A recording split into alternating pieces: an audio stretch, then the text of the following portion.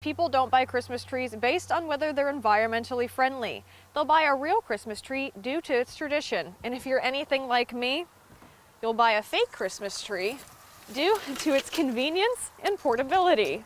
As you can see behind me, work is now underway here at the Kraft Heinz plant in Kirksville, but city officials now have a slight fear that funding for one parking lot may not come through, so they are now in the process of coming up with a backup plan. As a result of the heavy winds that hit the heartland with the thunderstorms Wednesday night, trees all across our viewing area are downed, much like this one.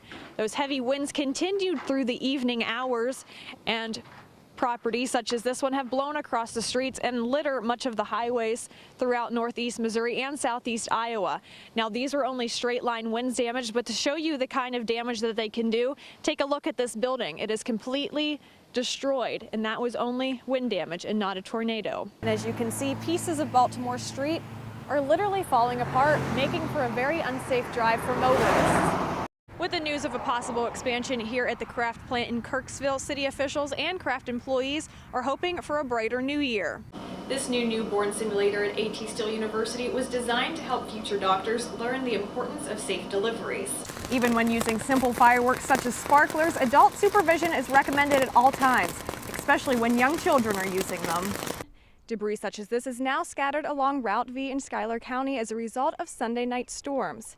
However, homeowners that received damage are just happy that no one was injured. I talked to Kirksville Police Department officers today, and they told me that just in the past few weeks, a number of citizens called them to report theft from their vehicles.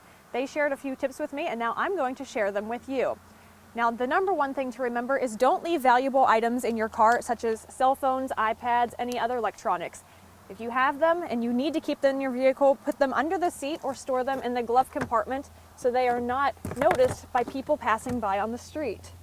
Another tip to remember is to always park in a location that is well lit. So if you have the opportunity to park underneath the street light, do that, because police officers told me that the light is enemy to any thieves.